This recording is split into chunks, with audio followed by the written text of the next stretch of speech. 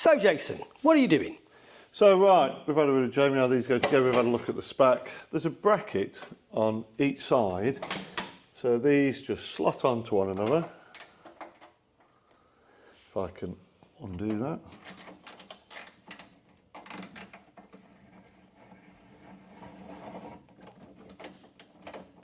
Oh right, you're taking the bolts out, yeah.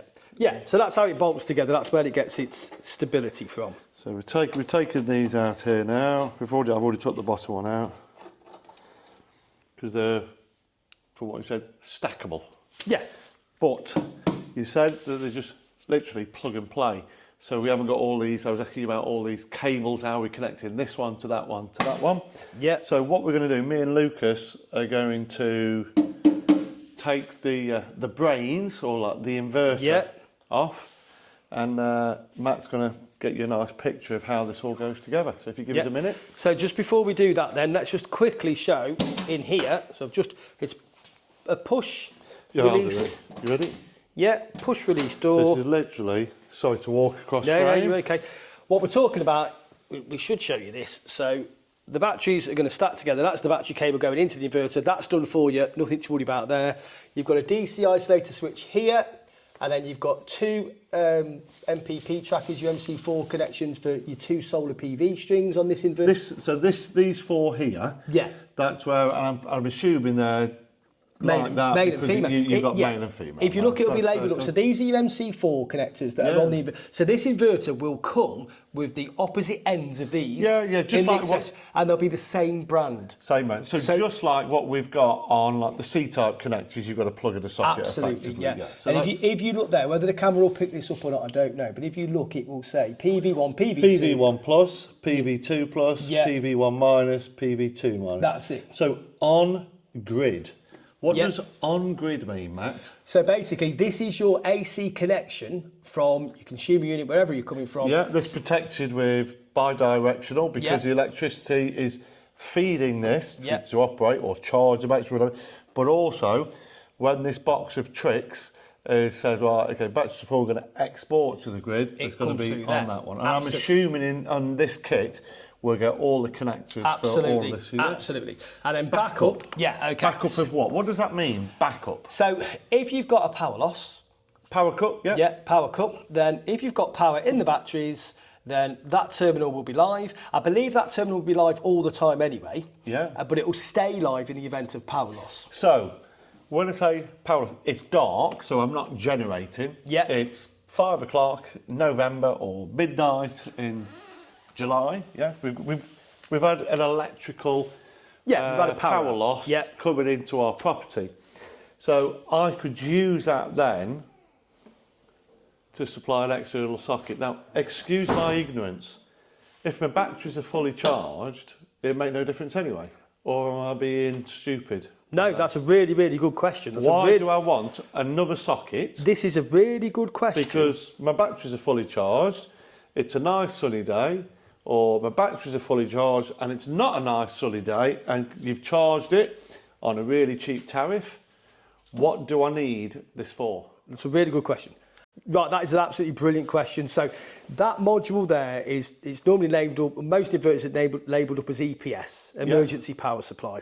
So what can happen is if power outage, you've got power in the battery, etc., that terminal will stay live. So you can wire that into dedicated circuits. So you can wire in a second consumer unit that's got the lighting, central heating, whatever you deem to be essential circuits. You'd have to put protection, obviously, for bi-directional. Yes. So, but if you're going to do that, you've got to make absolutely certain that you disconnect from the grid. Prior to doing it. Yeah, so what you can't have is that terminal backfeeding the grid, because for obvious reasons, if the guy's in the street trying to fix your cable, you chuck your mains voltage at him. So this is a big thing in the industry at the minute. But so what people tend to do on that terminal is perhaps just wiring one socket next to the inverter, RCD protected, and then that does that basically. But that's what it's for. It's for a bit of backup. But the way the industry's going now, everybody wants that to power the house. Now, the only way you can do that properly is through a suitable changeover switch. But if you're doing that, you've then got to put an alternative form of earth down. So if it's a PME system, you're going to have to put a rod down or a conduit disc, which we've used in previous videos. And then in that case, then you're making sure you're completely disconnected from the grid, so you've got no connection to the grid at all now. Pushing everything. And you've got your own earthing. That makes sense. Procedure. So we've got another one here, CT meter. We've gone through all of that. Yeah, before. we know what that is. That's the little CT clamp that goes on. As well, but that Wi-Fi one, that is where the dongle goes. So when you say the dongle, so we've got a little box that we just plugs into there. Yep. So that's so the Wi-Fi dongle then allows it to connect to your Wi-Fi system. So then you can use the sync energy app then. And as you said before, go through all the stuff and look at what we're producing, what we're exporting, and so forth. Absolutely, absolutely. And we'll show you that dongle in a second. Can we, haven't got Wi-Fi, or it's outside a building or whatever, and the Wi-Fi's not too strong, do I need to put a Wi-Fi booster in there? If I prefer to have it LAN connected, can I have that off standard Ethernet? Yes, I believe so. Yeah, I believe you can hardwire it as well. Right, Matt, so I asked you previously about how do I connect all of this stuff, and we've just gone on to Wi-Fi, and we could have it as a LAN connection or an Ethernet port. And you've just said off camera when we went to get a drink, all we need to plug the Wi-Fi dongle in. What is a Wi-Fi dongle? What does it do? And I'm assuming it's an extra bit of kit I've got to now buy. No, it comes in the kit. What? So this unit actually comes with this bit of gear? Yeah. So this all comes with this kit. That's your dongle there. So a lot of manufacturers, it's like a USB dongle, and that can be like the little memory stick sort of thing. Basically that's what it is. But it's quite problematic as well, and they either sit underneath or they sit on top. Blah blah blah. Or you're like me, you push your hand into something, then you snap the end of it. Exactly, exactly. Whereas this, you've got an aperture this side, and if you look at your side, you've got we wondered now what those. Yeah, you've got exactly the same. So this basically, and it's pre-made for you as well. So so there's no messing around having to. It's going to go into there. Wire stuff in. That's just going to click. If you show that, Lucas, we're just going to click that in. And that's it. That means it's in. And then you've got the terminal in here which says Wi-Fi. So we're just basically going to plug that into there. I'm not going to do it because everyone knows how you plug a plug in. But basically that's going to go into there. Screw it up, job done. If you want to put it in the other side, just take it out, put it in the other side. So I just wanted to have a look at this to make sure that no idiot can plug this in. Yeah, so it's keyed, isn't it? Yeah. They've put on there, there's a key on there to prevent, if you want to call it polarity protection or whatever. So the orientation of this plug can actually only go in one way. So if you're a bit stupid like me, you can't put it in the other way around, and then you end up ringing tech support up saying, why is this not working? Why is it not communicating? And then very simply, as we said, if you wanted to, we've had this one apart a few times, but if you wanted to, you could pass it through that side. So we can actually put it from there. So that allows us, so if we're doing an installation where we've got something against this side of the wall, then we can optimise there, or if we've got cable entry on that side. And it might just be something. So what do we do? Might be something as simple as the signal's better that side. Yeah. When you're installing these, you're always going to maintain the manufacturerer's guidelines in terms of the space required around. Yeah. But just going back to that, the side you don't use. That's I was just about to ask that. Because otherwise we're really left with a really great big hole there that we can get around through. So we can blank that off from there, or that we can have cable entry on the other side. And we've got adequate provision here at the back, I'm assuming. That's what these are for, That's for cable entry coming into the back. Yeah, so we looked at this earlier, and what we loved about that is that depending on where you're going to install this, if you're going to stud this off, you could have your isolators up here, you could drop all your cables down the back. So when all the marketing teams do this, and when they show us pictures of these inverters, they show them on a wall with absolutely nothing next to it. And when we in the real world go and install them, we've got to put isolators, bear me a sec, we're going to put something like, and in true Blue Peter fashion, here's not one we prepared earlier. But you know what I'm saying, we're going to end up on the wall somewhere, we're going to have an AC, maybe a couple of DC isolators. Fine. What I'm saying is, if we were to stud this out now, stick this on the stud, we could put our isolators up here, if you wanted to, and all the cables could go through, and because we've got these entry points here, we could bring our AC, our DC and our comms cable into here, and then literally the marketing pictures that we see would actually mirror that, because you wouldn't have to have that there. And in general terms of costing that, this isn't that expensive in terms of studying that out on an overall cost. In the grand scheme of things, you're looking at pennies. Sometimes you might stud it out anyway. Yeah. If you've got a really unsuitable wall, you might stud it out. You might, for whatever this material is, you might want to put some fireboard down. So whatever, like you said, risk assessment. It's a negligible cost really on the installation, which should give you a really enhanced overall aesthetically pleasing install. A good friend of ours, who will remain nameless, but he's quite big in social media, and he's just installed his kit, and that's exactly what he's done. Everything's been stood off, but the kit he's installed, he's had to speak to the manufacturer and say, can I drill the back of it? And they've said, yeah, go for it. Whereas this system, we've already got the pre-drilled, pre-grommeted insulation there, and there's adequate stuff on there as well we can make suitable.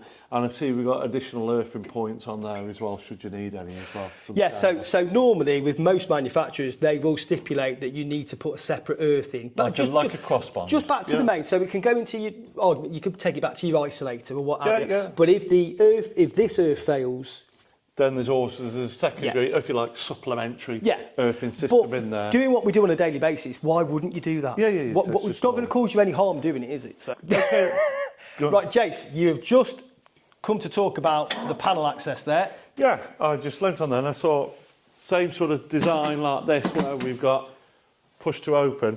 We've got a small access panel in here. I've just pressed that in there and we've got a small IP66 rated enclosure in there with, I think there's a 60898 in there, and there's another C40 breaker as well in that. So what's going on with this, Matt, and what is it? So what you've got built into that unit, so it's all built in, as you said. You've got your DC breaker, which is between your batteries and your inverter. That's the one on the left. Yeah, so if anything, if we get a problem with this, that DC breaker is going to disconnect it. That's that one there, and then we've got a standard... That's your AC. Yeah, that's the AC side as well. So again, that's all integrated into there, so that's one less thing that we have to worry about.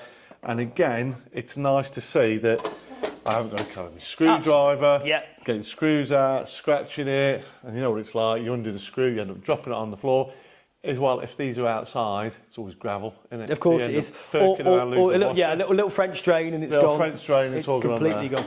So it's another little innovative bit of design that's nice feature. It's there, it serves its function, but it's nice and stealth, isn't it? That's what we're saying. The next thing now, we'll start stripping it.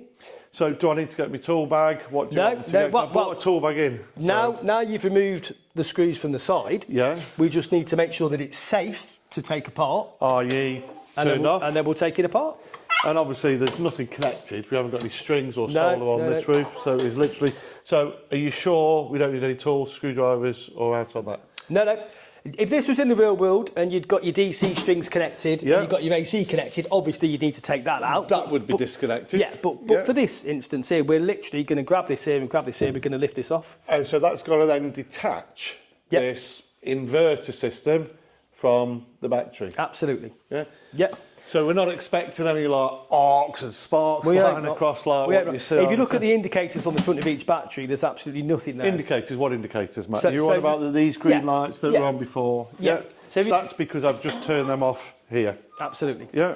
And that'll give you a quick visual of your charge level of the batteries. As well. So it's not only it's a visual indication of actually that it's turned on, but also an indication as to the battery level. Absolutely. Just a quick one on the battery levels. So you hear this thing, I've heard, again, excuse my ignorance on not knowing too much. Is it DOD, D-O-D or Are you talking about the depth of discharge? Depth of discharge, that's this. So what is this? Again, I'm asking you these questions. Yeah. I know nothing about this. So what is depth of discharge? Right, so what are the variances? Basically, these batteries have got battery management systems built into them. So they're a sophisticated bit of kit. But what we don't want to do is if they drop below a certain voltage, then the battery will need recovering. So they've got a depth of discharge so that if this drops below, this one's 90%. So it's a 5.12 kilowatt battery, and usable, you've got 90% of that battery that you can use.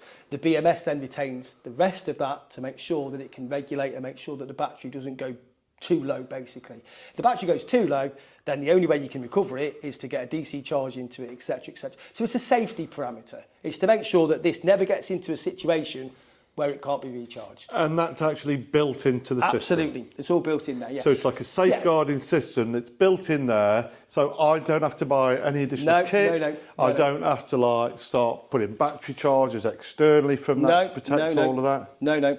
So every battery system that you see out there, it will state a depth of discharge. Now, some manufacturers will say it's 100% depth of discharge. There's no such thing in reality, it's just a bigger battery, and they're quoting whatever the 90 or 95% figure is. So of that rated unit. So if it was, they're saying it's a 9 kilowatt battery, it's 100% depth of discharge, it means it's a 9 point whatever size battery in real life. They're just hiding that bit from you. So it's a marketing tool, really. It's a way of saying our battery's better than someone else's. They've all got a depth of discharge level to them. So here we've been very clear. We're saying, look, these batteries, 90% depth of discharge. At least you know what you're getting. Yeah, and you know then that there's a system in place to make sure that you're not going to run into any trouble. So that's like a safety. And should you use all of that 90%, what happens? Does this just turn off? Oh yeah, no, the battery will show us it's empty.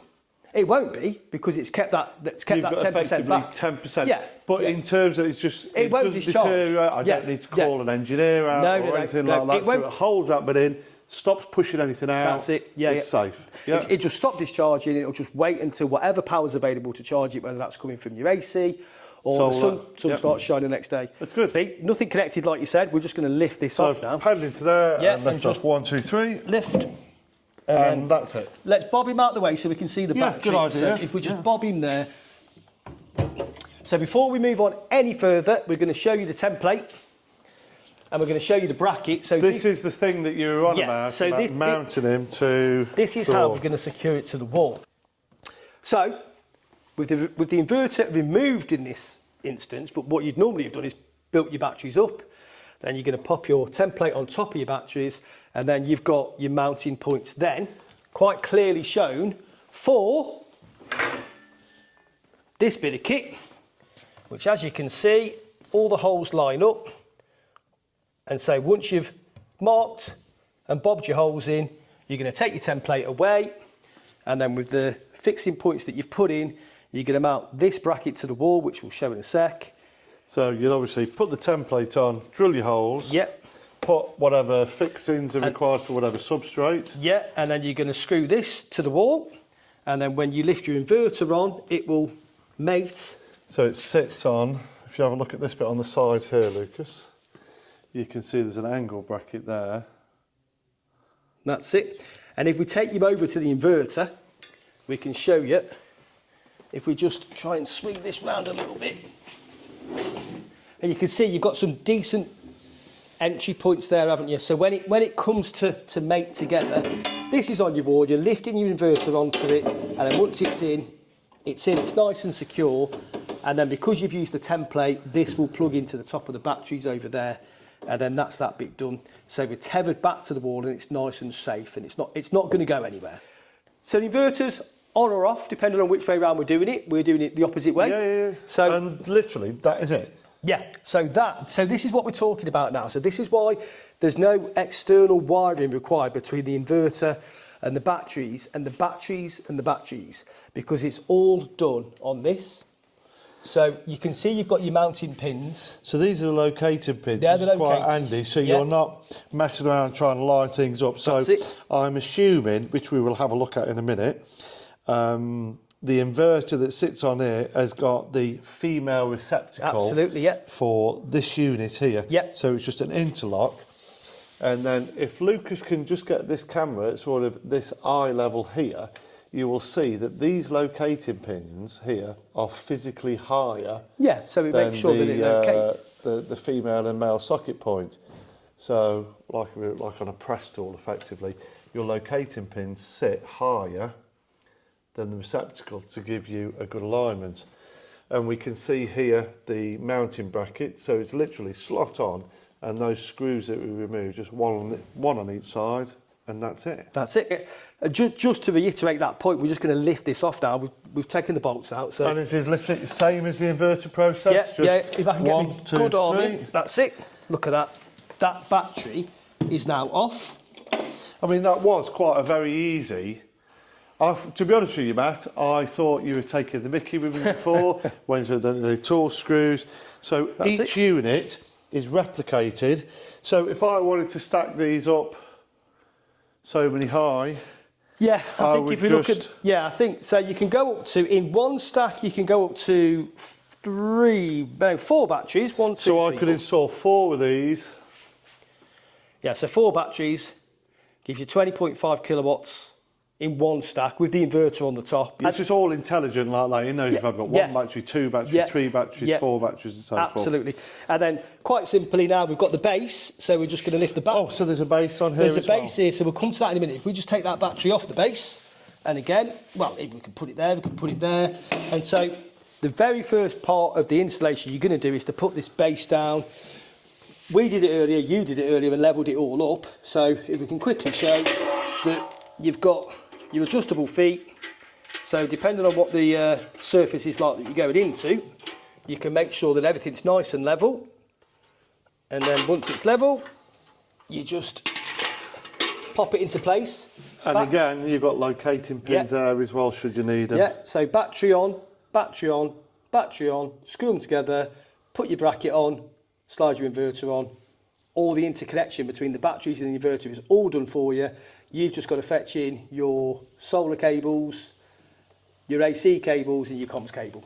That's it. And your comms cable is literally the CT clamp. And that's it. That's it, it's just a CT clamp. And that basically, although we've done it backward in reverse, but that is how that system goes together. Well, I'll tell you what, we'll see how easy these go. Well, yeah, we'll pop it on, yeah. So, base is on, level. Yeah. 1, It's 2, a 2-man, 3. it's worth saying it's a 2-man lift because the batteries, I think, are about 50, 55 kilos. So. I mean, I don't think there's such a thing anymore, is there, as that's okay for you to lift. Yeah. You've got to make your own. But again, it's worth noting that, isn't it? You've got some really robust handles there. And that they spring and clip back. Yeah, again, other manufacturers, you have to screw the handle on. Oh, that's like lift it into place, take the handle off, put it onto the next battery, lift it into place. And the other thing I do like that I've just noticed is the mounting bracket that you use to secure in your battery to battery is the same hole size, same position, same nut as securing a battery to inverter. Yeah, absolutely.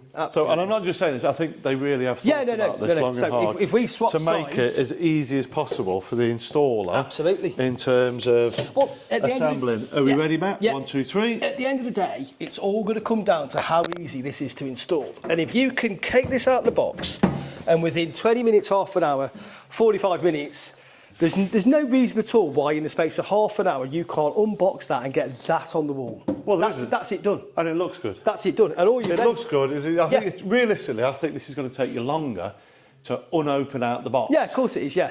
If you get that base, so when you're actually attaching this to the wall, when you're securing it, 1, 2, 3, 4, 5, you're drilling 5 holes. And then you've got your system on. And it's on. It's done. It is done.